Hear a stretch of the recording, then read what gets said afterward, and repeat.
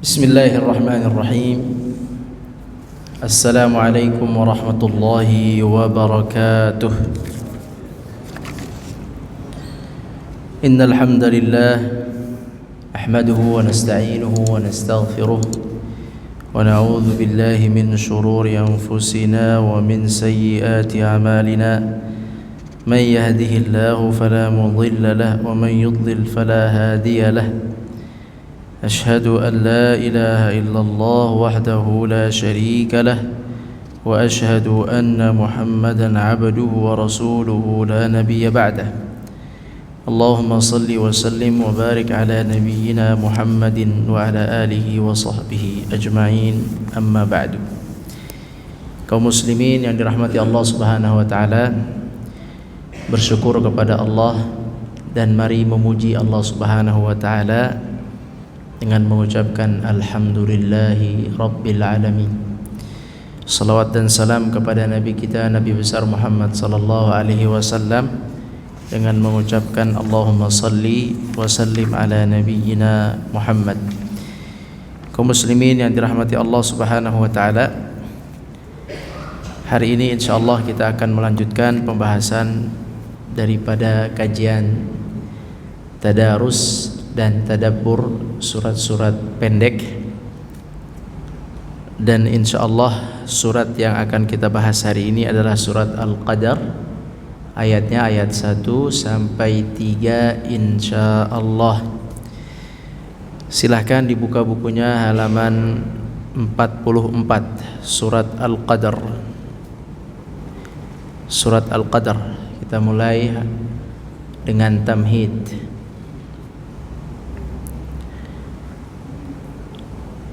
Sudah ketemu halaman 44 ya, surat Al-Qadar. Tamhid. Tamhid adalah pendahuluan yang pertama. Di manakah diturunkannya surat Al-Qadar? Para ahli tafsir berbeda pendapat perihal turunnya surat ini. Ada yang mengatakan di Makkah dan sebagian lain mengatakan di Madinah. Jadi turunnya ini diperbincangkan oleh para ulama apakah di Makkah atau Madinah. Ada pandangan yang mengatakan di Makkah, ada pandangan yang mengatakan di Madinah.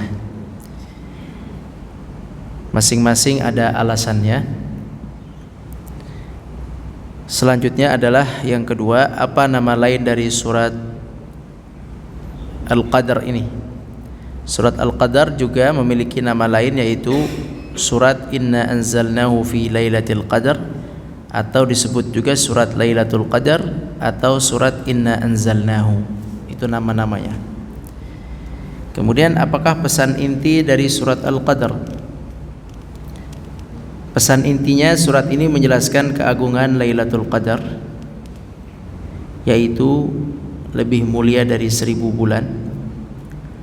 Pada malam itu Allah menganugerahkan kepada kita nikmat diturunkannya Al-Quran dari Lauhul Mahfuz ke langit dunia secara utuh. Allah juga memuliakan Al-Quran dengan menisbatkan zatnya secara langsung dalam proses penurunan Al-Quran Al-Karim. Nah, di bawah ada footnote, ada catatan kaki. Nomor 1 catatan kakinya, Allah menurunkan Al-Quran melalui beberapa tahapan, diantaranya dari Lauhul Mahfuz ke langit dunia secara utuh atau 30 juz, kemudian dari langit dunia kepada Nabi Muhammad SAW secara bertahap, yakni ayat per ayat atau surat per surat sesuai sebab turunnya. Kemudian yang kedua catatan kaki, yakni Allah langsung yang menurunkan Al-Quran sebagaimana disebutkan dalam ayat pertama di surat Al-Qadar ini, yang artinya sesungguhnya kami telah menurunkan Al-Quran. Kata kami menunjukkan Allah lah yang langsung menurunkannya pertama kali, yaitu dari Lauhul Mahfuz ke langit dunia sebelum diwahyukan kepada Nabi melalui malaikat Jibril alaihis salam. Baik, itu pendahuluan atau tamhid. Sekarang kita masuk kepada tilawah atau membaca surat Al-Qadar. Baik, kita baca sekejap surat Al-Qadar, kita ambil keberkahan tilawah Al-Quran Karim. Ana baca, kemudian teman-teman semua mengikuti. A'udzu billahi minasy syaithanir rajim.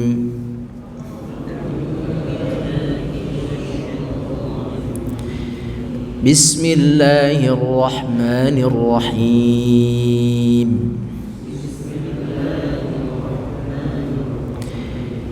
Inna anzalnahu fi lailatul qadr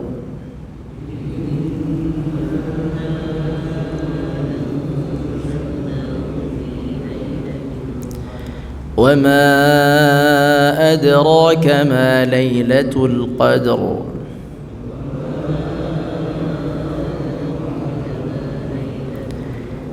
Lailatul Qadri khairun min alfi syahr.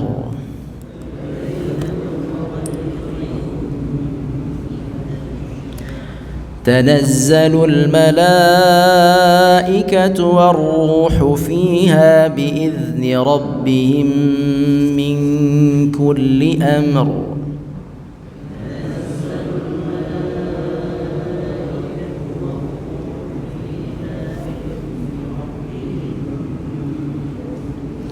Salamun hiya hatta matla'il fajr.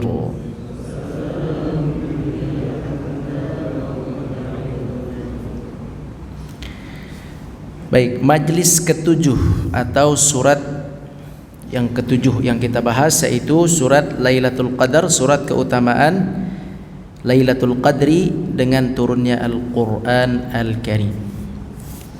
Tafadhal Ustaz, kita baca dulu tafsirnya. Kita akan baca tafsir ayat 1, 2 dan 3. Tafadhal ayat 1 dulu. Bismillahirrahmanirrahim. Inna anzalnahu fi lailatul qadr. Pertama kali kami menurunkan Al-Quran kepada Nabi SAW ialah pada malam kemuliaan atau Lailatul Qadar di bulan Ramadan. Naam, Al-Quran Al-Karim diturunkan oleh Allah kepada Nabi di malam Qadar, Lailatul Qadar. Makanya kalau dalam pembahasan ulumul Quran, ilmu Al-Quran, para ahli Al-Quran itu masih memperbincangkan tanggal turunnya Al-Quran Al-Karim kepada Nabi SAW, yaitu surat Al-Alaq yang barusan kemarin kita selesaikan, ayat 1 sampai 5, yaitu Iqra bismi rabbikal ladzi khalaq khalaqal insana min 'alaqin iqra wa rabbukal akram alladzi 'allama bil qalam 'allamal insana ma lam ya'lam. Nah, ini diturunkan di Lailatul Qadar sehingga ada perbedaan pandangan di antara para ulama, apakah turunnya itu nuzulul Quran itu apakah 17 Ramadan ataupun 21 Ramadan ataupun 23 ataupun 27 Ramadan. Itu jadi pembahasan di kalangan para ahli ilmu Al-Quran. Ala kulli hal, bagaimanapun yang jelas di sini disebutkan dalam Al-Quran bahwa Al-Quran itu diturunkan di Lailatul Qadar. Dan kalau melihat Lailatul Qadar, Lailatul Qadar itu berdasarkan hadis-hadis Nabi, dia terjadi di malam ganjil bulan Ramadan, di malam ganjil bulan Ramadan. Maka kemungkinan besarnya adalah di 10 terakhir, baik itu malam 21 atau 23, 25, 27 atau 29. Namun memang pendapat yang masyhur, yang sudah masyhur yang sudah menyebar ya di 17 Ramadan itu. Makanya ramai kalau 17 Ramadan. Baik.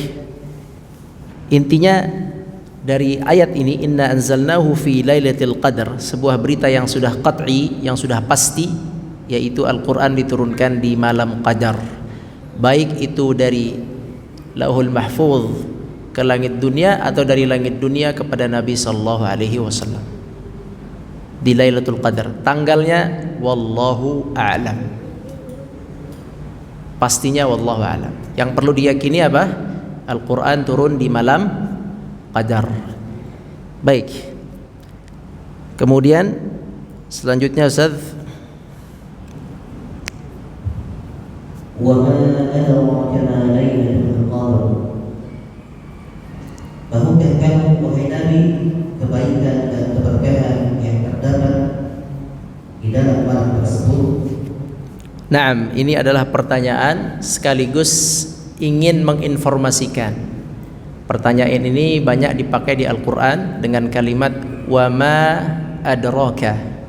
Wa ma adraka artinya apa yang engkau ketahui atau tahukah engkau.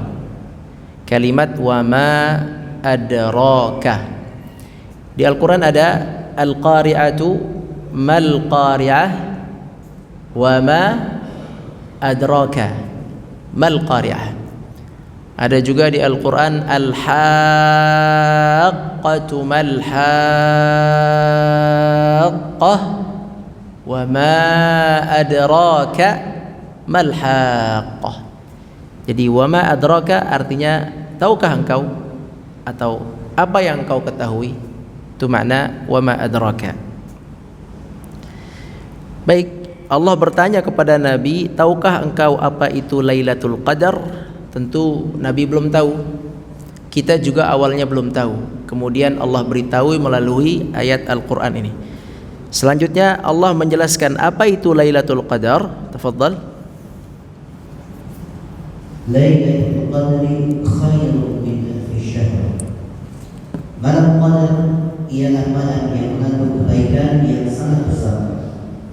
Ia lebih baik dari 1000 bulan bagi seseorang yang beribadah di dalamnya dengan keimanan dan mengharap pahala. Nah, Lailatul Qadar definisinya adalah sebuah malam yang mengandung sangat banyak kebaikan, sangat besar kebaikan, dan dia lebih baik daripada 1000 bulan. Yakni pahalanya orang yang beribadah di malam itu dilipat gandakan pahalanya seolah-olah dia beramal dalam jangka waktu 1000 bulan.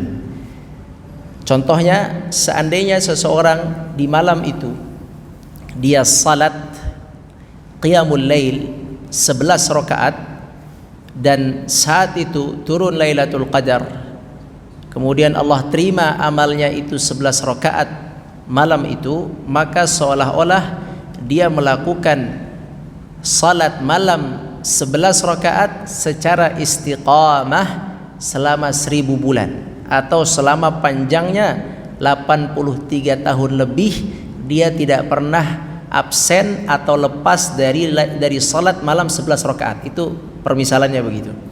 Atau misalnya di saat Lailatul Qadar dia salat Isya berjamaah, maka jika itu diterima oleh Allah pas malam Lailatul Qadar, seolah-olah dia hidup 83 tahun lebih dan dia salat Isya di masjid setiap malam, tidak pernah absen atau tidak pernah lepas salat tersebut. Selama berapa tahun? 83 tahun. Tentu itu waktu yang sangat sulit untuk istiqamah. Kita seminggu saja atau 2 minggu atau 3 minggu atau 1 bulan untuk istiqamah qiyamul lail dengan jumlah yang tepat, misalnya di angka 11 atau 7 atau 5 atau 3 misalnya, 3 gampang mungkin, di 7 misalnya istiqamah setiap malam selama sebulan mungkin tidak semudah yang kita bayangkan. Ada saja sakit, ada saja safar, ada saja ngantuk, letih dan sebagainya. Maka Lailatul Qadar ini adalah sebuah pemberian dari Allah yang sangat agung dan mulia. Memang masih jauh kita Lailatul Qadar, tapi ayatnya sudah sampai ke kita. Ana belajar ini atau kita pelajari ini untuk mempersiapkan Ramadan yang akan datang. Mudah-mudahan menambah pemahaman kita dan kecintaan kita terhadap Lailatul Qadar, sehingga nanti sampai pada waktunya kita tidak gagap dengan Lailatul Qadar, justru kita mencari dan mengejar Lailatul Qadar. Jadi sekali lagi, Lailatul Qadar itu adalah sebuah hadiah dari Allah yang sangat agung, yang tidak terkira hadiah itu. Sebuah hadiah yang apabila kita beramal dengan amalan yang ringan sekalipun akan mendapatkan ganjaran yang paling besar, berlipat bagaikan kita beramal 83 tahun lebih. Jadi sebuah keringanan, mungkin amalan ibadah yang keringanannya paling ringan dan nilainya paling besar oleh Allah diganjar, ya Lailatul Qadar itu. Tidak ada yang melebihi kehebatan malam Qadar itu. Nah, untuk mengetahui penjelasan tentang Lailatul Qadar ini, ada sebuah hadis dari Nabi SAW yang hadis ini diceritakan oleh Talhah bin Ubaidillah, seorang sahabat yang dijamin ahlul jannah, namanya Talhah. Talhah bin Ubaidillah berkata, kata Talhah, suatu ketika ada dua orang laki-laki yang datang kepada Nabi memasuki agama Islam, masuk agama Islam. Kemudian kata Talha, yang satu itu rajin ibadahnya, rajin pergi jihadnya, selalu di posisi depan. Yang satu biasa-biasa saja. Sampai di sini kita dapat informasi ada dua yang sama-sama mulai Islamnya, berarti sama nih. Mulai taubatnya, mulai Islamnya sama, timingnya sama. Terus perbedaannya apa? Perbedaannya yang satu mujtahid, semangat, yang satu biasa. Tapi mulainya sama. Kemudian kata Talha bin Ubaidillah, yang rajin meninggal, sementara yang biasa-biasa saja masih diberikan oleh Allah umur 1 tahun ke depan. Bedanya 1 tahun, kemudian meninggallah setelah itu orang yang biasa-biasa saja. Baik, berarti panjangan yang mana ini? Yang rajin atau yang biasa saja? Misal ya, misalnya yang rajin di Islam hanya 1 tahun, di dalam agama Islam dia 1 tahun, misal. Kemudian yang biasa saja 2 tahun, sebab dia tadi memiliki umur 1 tahun lebih panjang. Sudah ya, yang satu berapa tahun? 1 tahun, mujtahid, semangat dalam ibadah dan jihad. Satu lagi berapa? 2 tahun, biasa saja ibadahnya, tapi dikerjakan yang wajib. Kemudian setelah meninggal yang kedua ini, sahabat yang amalnya biasa saja, Talhah bermimpi radhiyallahu anhu. Tadi Anda sampaikan Talhah ahlul jannah. Talhah bermimpi, kata Talhah, saya berada di depan pintu surga. Depan pintu surga. Mimpinya ahlul jannah, depan pintu surga. Talhah itu ahlul jannah, masuk surga itu berdasarkan sabda Nabi, masuk ke dalam 10 orang yang dijamin masuk surga. Jadi kalau mimpinya Talha radhiyallahu anhu di depan pintu surga, wajarlah ya. Jadi beliau mimpi, kata beliau, saya berada di depan pintu surga. Allahu Akbar.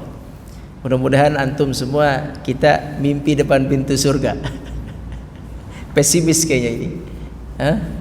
Mudah-mudahan antum semua bisa mimpi depan pintu surga. Amin. Amin. Walaupun amal kita begini-gini aja, tapi mudah-mudahan, Allahumma amin. Dengan hadir kita di sini, dengan keberkahan ayat yang kita baca ini, belajar Al-Quran ini, bisa saja suatu saat sebelum meninggal, antum atau ana semua Allah berikan mimpi ada depan pintu surga. Amin. Amin ya rabbal alamin. Talha mimpi depan pintu surga. Kemudian kata Talha, saya melihat ada kelompok yang dimasukkan ke dalam surga. Kelompok yang pertama, saya melihat di dalam kelompok itu ada sahabat yang tadi ibadahnya biasa saja, dia masuk. Kemudian selanjutnya saya melihat kelompok yang kedua, karena masuk ke dalam surga itu kelompok afwaja, kelompok-kelompok, faujun atau afwaja, faujun, kelompok. Kelompok yang kedua masuk ke dalam surga. Kemudian kata Talha, saya melihat kok di situ ada yang rajin.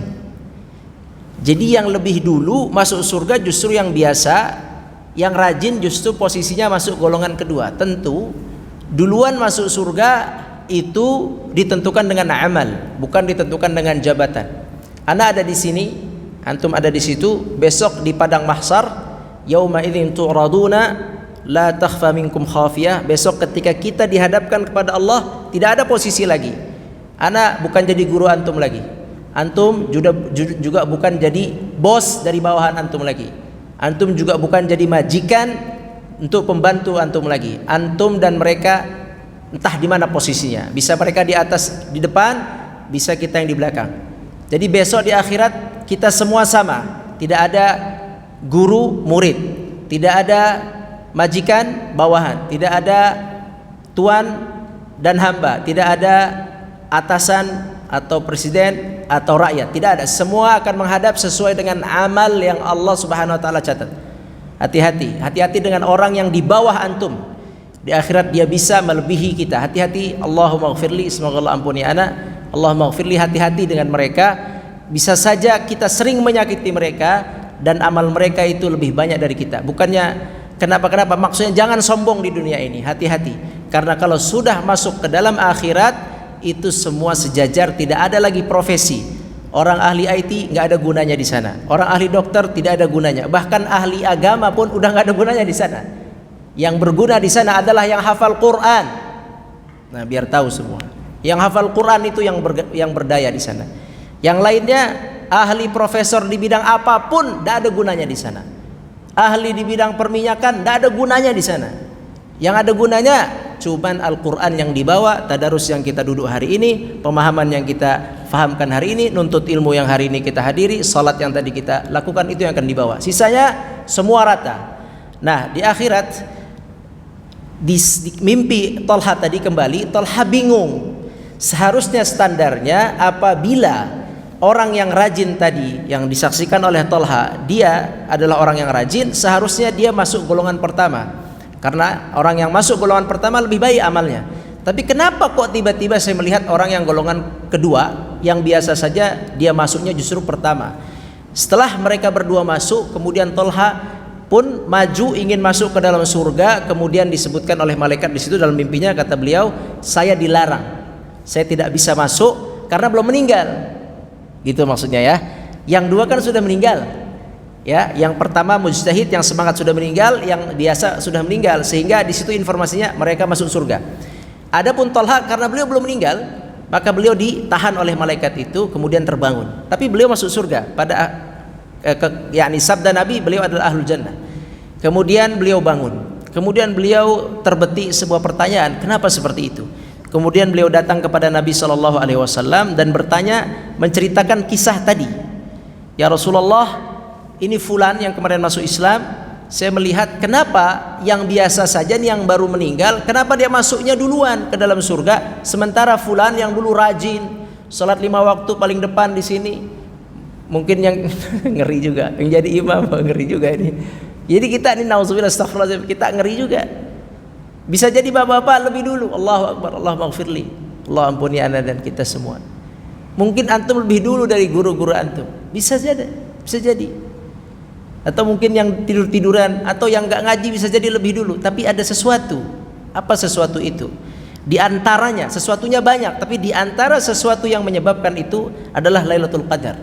Nah, ceritanya di sini, ketika itu bertanyalah Talha, ya Rasulullah, kenapa begitu ceritanya? Kenapa kok orang biasa-biasa saja ternyata dia lebih tinggi pahalanya? Ini kan berita yang mengerikan bagi orang soleh tentunya. Betul? Bagi kita, bagi antum ini mengerikan. Astagfirullah, ternyata saya di belakang. Allahumma ighfirli. Kemudian kata Nabi SAW, ata'jabuna min hadza, apakah engkau terkejut dengan berita ini wahai Talha? Tak perlu anda terkejut, kata Talha. Kata Rasulullah SAW, alaysa qad makatha hadza ba'dahu sanah. Kata Rasulullah, bukankah ini yang baru meninggal ini dia hidup setahun setelah yang pertama? Betul tidak? Sahih? Betul ya? Yang pertama sudah duluan. Kata Nabi, bukankah ini yang kedua baru saja meninggal setahun sebelumnya? Setahun setelah yang pertama. Kata Talha, betul ya Rasulullah. Kemudian kata Rasulullah SAW, karena dia hidup setahun setelah, Kata Rasulullah SAW, ingat tadi mulainya sama. Mereka sama-sama masuk Islam. Start taubatnya sama, begitu. Start mengenal Islam dan ibadahnya sama mulainya. Tapi yang satu lebih panjang umurnya 1 tahun. Maka kata Nabi SAW, karena dia telah hidup 1 tahun setelahnya, alaysa qad makatha hadza ba'dahu sana? Bukankah dia telah hidup setelahnya 1 tahun? Ya, kata Talha.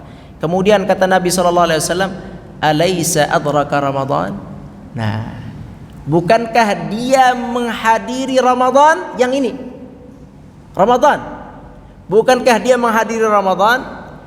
Kemudian dia berpuasa di Ramadan, fasamahu, berpuasa di Ramadan, dan tentu di situ ada malam qadar.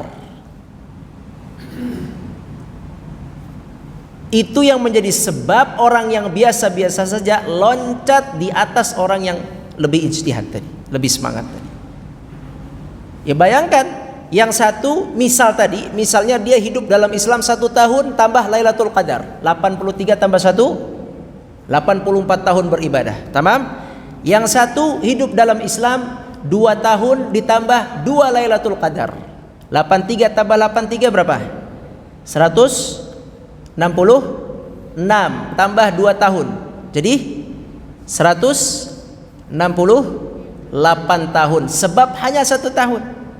Sebab dia masuk ke dalam Ramadan, sebab dia melewati Lailatul Qadar, maka dia kemudian mendapatkan pahala di atas temannya, padahal temannya adalah semangat dan mujtahid dalam ibadah. Dia kemudian mendapatkan pahala yang lebih dan dia masuk surga lebih awal. Ini apa maknanya? Maknanya orang yang sering melewati Lailatul Qadar dalam hidupnya, maka pertambahan nilai ibadahnya tidak bisa ditakar sebagaimana orang yang telah wafat lebih dahulu. Alhamdulillah tahun kemarin kita lewati Ramadan. Sekarang tinggal kita tunggu nyampe enggak kita ke Lailatul Qadar. Kalau nyampe lagi ke besok Ramadan, sampai lagi ke Lailatul Qadar, nikmat yang tidak terbayangkan.